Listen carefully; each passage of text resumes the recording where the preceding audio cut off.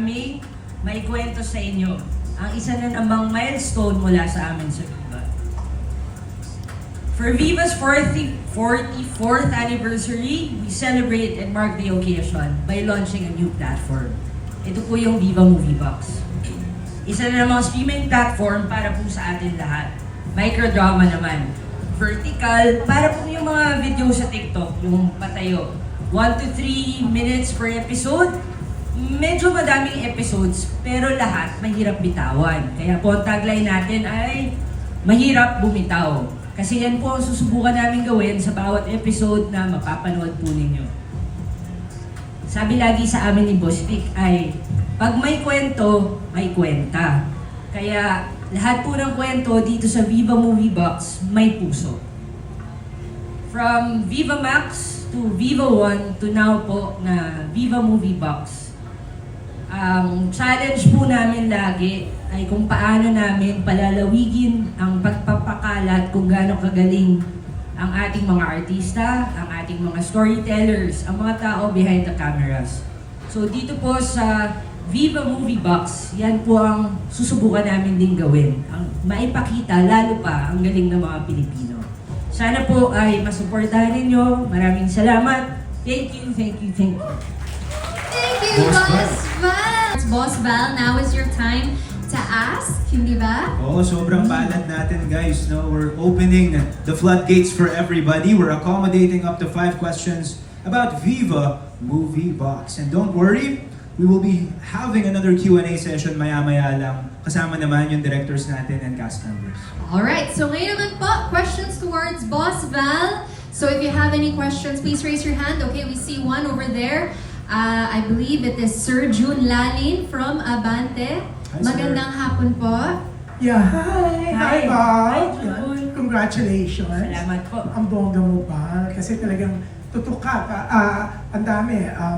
Kahit Viva One, nangunguna ngayon, ikaw din ang nandyan behind. Diba? Salamat po. So, Val, anong dapat expect namin dito sa BMB? Thank you, June. Sa VMB, ang i-expect po natin katulad sa iba nating streaming platforms ay mga kwentong may kwenta. Number 1 po yan.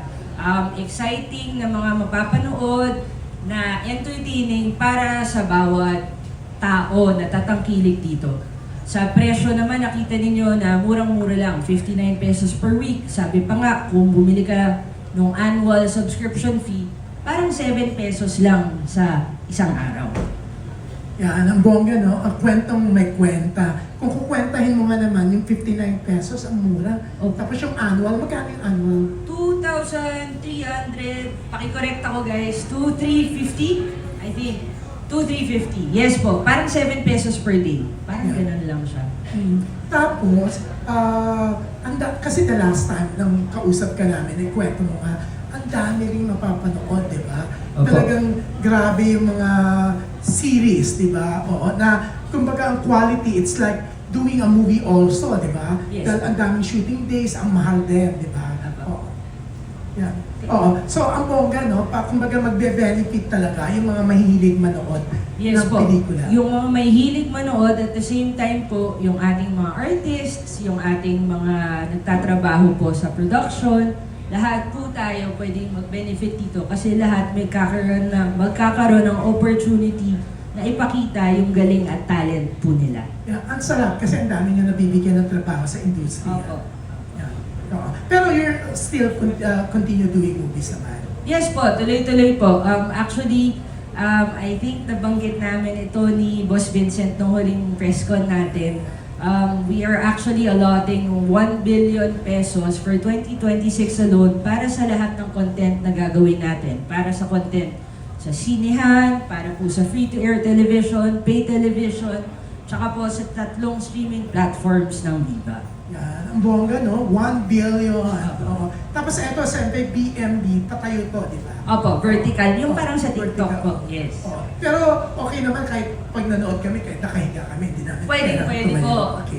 Pwede. Huwag lang mababagsak yung phone habang nakahiga po. Yan. Pero congrats, Salamat po. Val, ang Ang galing mo talaga. Ang galing. Sa guidance po ni Boss Vic. Yeah. Salamat Thank po. you. Thank you so much, Thank you, Sir guys. June. Okay, Aster Amoyo, over there on the balcony. Hi, Val. Congratulations muna-una.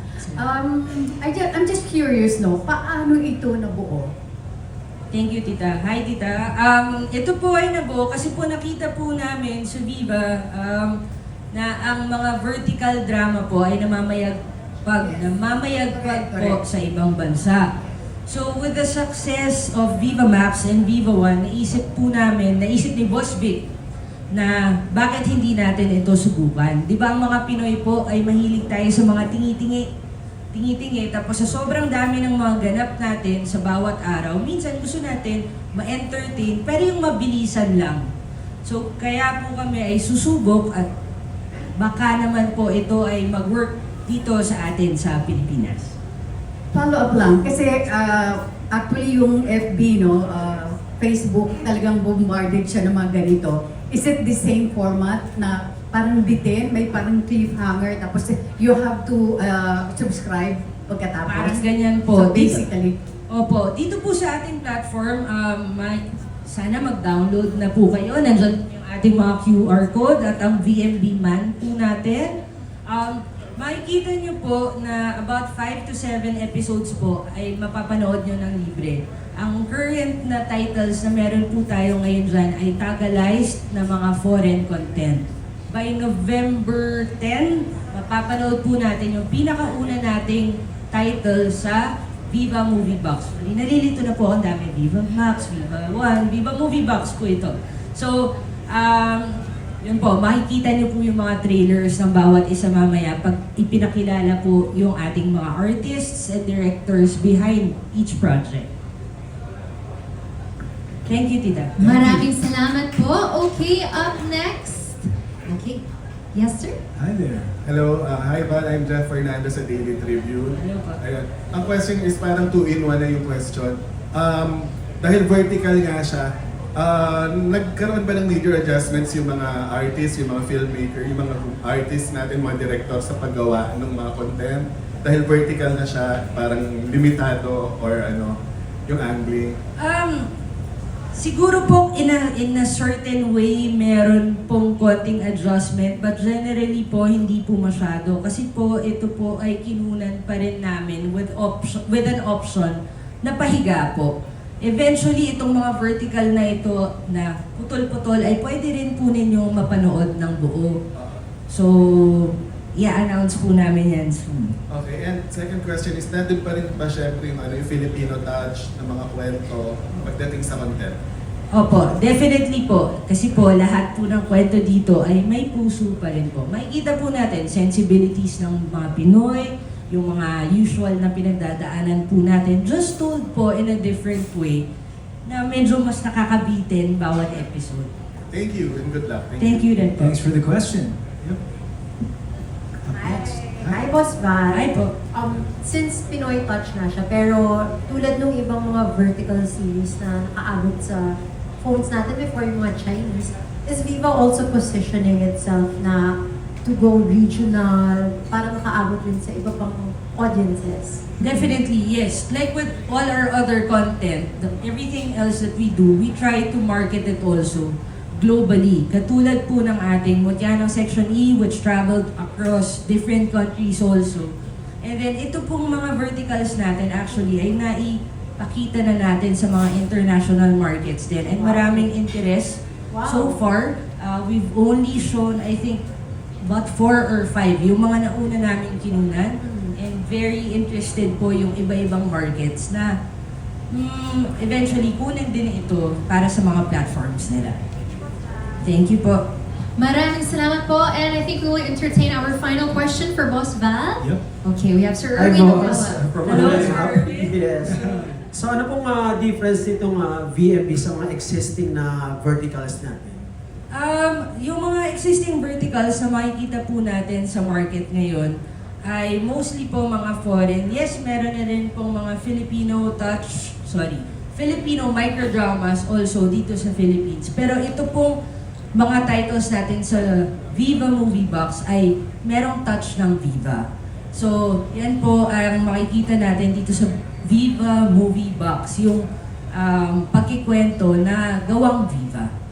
Thank you, boss. Salamat po. Ay, maraming salamat po. Palakpakan naman natin Yup. si Boss Thank you. Val. Thank you po. We will Thank you, see Boss you Val. again in just a